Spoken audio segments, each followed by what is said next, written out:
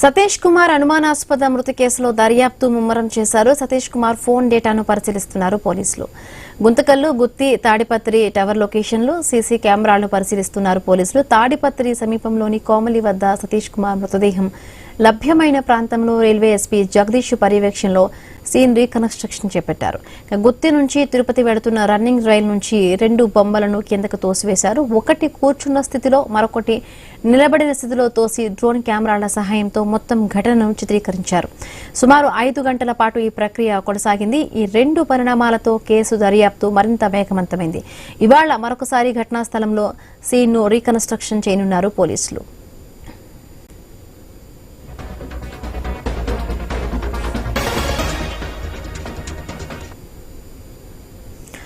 ఇక సతీష్ కుమార్ హత్య కేసులో దర్యాప్తు ముమ్మరంగా సాగుతోంది. నిన్న పోలీసులు సీన్ను రీకన్స్ట్రక్షన్ చేశారు. రైల్వే ట్రాక్ దగ్గరకు వెళ్లి ఒక బొమ్మను కదులుతున్న రైల్లో వెళ్తున్నప్పుడు ఎవరైనా తోసివేస్తే ఎట్లా ఉంటుంది అనే విధంగా కూడా ఒకటి తోసివేసి డ్రోన్ కెమెరాలతో చిత్రీకరించారు. అలాగే కూర్చున్న బొమ్మను తోసివేస్తే పడిపోతే ఎట్లా ఉంటుంది అనే విధంగా కూడా సీన్ రీకన్స్ట్రక్షన్ చూసారు. ఇవాళ కూడా మళ్ళీ ఇంకొకసారి రీకన్స్ట్రక్షన్ చేయబోతున్నట్టుగా కూడా తెలుస్తోంది ఈ సీన్. మరిన్ని పూర్తి అప్డేట్స్ మా కరెస్పాండెంట్ గోపీనాథ్ ఫోన్ లైన్ లో సిద్ధంగా ఉన్నారు. అప్డేట్స్ ఏంటి గోపీనాథ్?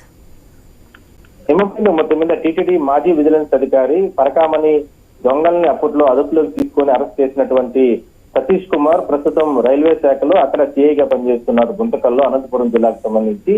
అయితే ఆయన్ని 13వ తేదీ రాత్రి అత్యంత దారుణంగా హత్య చేయబడ్డారు. అది రైల్లో ఆయన ఇక్కడ స్థితి విచారణకు కొనసాగుతున్న తరుణంలో పరకామణికి సంబంధించి హుండీ లిక్కింపులో దాదాపుగా 100 కోట్ల రూపాయల వరకు కూడా అప్పట్లో ఉన్నటువంటి రవికుమార్ తో పాటు కొంతమందిని కొట్టేశారనేది ప్రధానంగా ఆరోపణలు. దానిపైన విచారణ జరుగుతుంది. అయితే ఇందులో భాగంగానే ఈ నెలలో 6వ తారీఖున ఒకసారి వచ్చి విచారణ అధికారుల ముందు హాజరయ్యి ఈయనే ఫిర్యాదుదారుడు కాబట్టి, ఈయనే అప్పట్లో దొంగలు పట్టుకున్నారు కాబట్టి ఆయనే పూర్తిగా దీనిపైన విచారణ జరుపుతున్నారు. ఆయనే అధికారులకు స్టేట్మెంట్ ఇస్తున్నారు. అయితే 13వ తారీఖు రాత్రి ఆయన రైల్లో వస్తున్న సందర్భంలో ఒకసారిగా ఉదయానికి చనిపోవడం జరిగింది.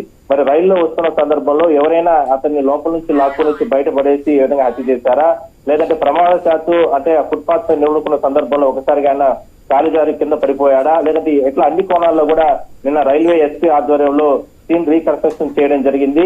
మొత్తం మీద దీనిపైన పూర్తి స్థాయిలో దర్యాప్తు జరుపుతున్నారు. ప్రత్యేకంగా డ్రోన్లు ఏర్పాటు చేసి ఈ విధంగా ఈ సీన్ రీకన్స్ట్రక్షన్ చేయడం జరిగింది. ఇందులో చాలా అనుమానాలు ఉన్నాయి. చాలా రకాలుగా దర్యాప్తు అధికారులు వేగవంతం చేశారు కాబట్టి మరి ఇవాళ కూడా మరోసారి దానికి సంబంధించి పూర్తి స్థాయిలో ప్రత్యేకంగా అధికారులు దృష్టి పెట్టడం జరిగింది. మరోసారి సీన్ రీకన్స్ట్రక్షన్ తో పాటు పూర్తి స్థాయిలో ఆయన రైల్వే స్టేషన్ కు లోపలికి వచ్చిన సందర్భం కావచ్చు, దాని తర్వాత అక్కడ ప్రయాణికులతో మాట్లాడడం కానీ, లేదంటే టికెట్స్ చెకింగ్ చేస్తున్న అధికారులతో మాట్లాడడం కానీ, ఇట్లా అందరినీ కూడా విచారణ జరుపుతున్నారు.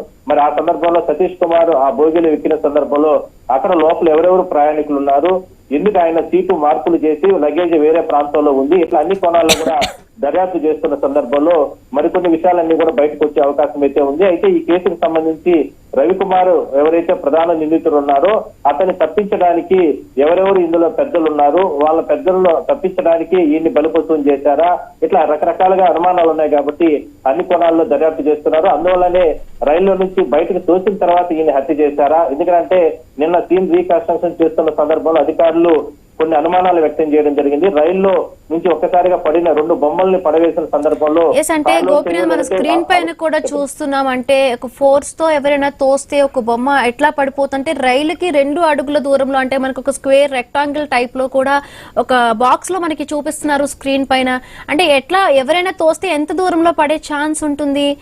అంటే క్లోజ్ టీమ్స్ ఏం చెప్తున్నాయి? ఖచ్చితంగా మీరు అనేది వాస్తవం. ఎందుకంటే మనం మామూలుగా సహజంగా ట్రైన్ లో ప్రయాణించే సందర్భంలో కూడా ఎన్నో ఘటనలు చూసాం.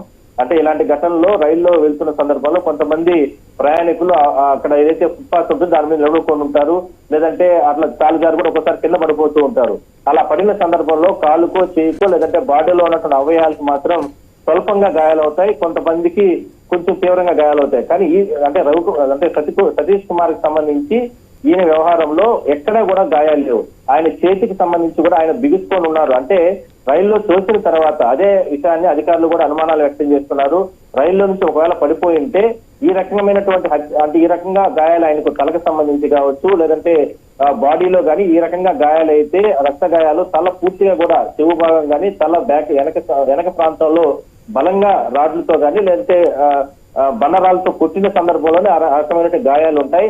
ఆ రకంగానే హత్య చేస్తుంటారు ఇతన్ని అనేది ప్రధానంగా అనుమానాలు వ్యక్తం చేస్తున్నారు. అందువల్లనే ఒకవేళ ట్రైన్ లో వెళ్తున్న వ్యక్తి ఎందుకు బయటపడే సందర్భంలో ఎవరైనా సరే లోపల నుంచి లాక్కో నుంచి బయట తోసి దాని తర్వాత హత్య చేశారా, ఇట్లా రకరకాల అనుమానాలు అనేది ఉన్నాయి. కాబట్టి అన్ని కోణాల్లో దర్యాప్తు చేస్తున్నారు. సో మొత్తం మీద మాత్రం ఇందులో కీలక వ్యక్తులు తప్పించుకోవడానికే సతీష్ కుమార్ ని హత్య చేశారనేది ప్రధానంగా వాళ్ళ కుటుంబ సభ్యులు గాని ఇట్లా స్వామివారికి సంబంధించి శ్రీవారి భక్తులు కూడా కొంతమంది అనుమానాలు వ్యక్తం చేస్తున్నారు. Right, thank you Gopinath, thanks for the update.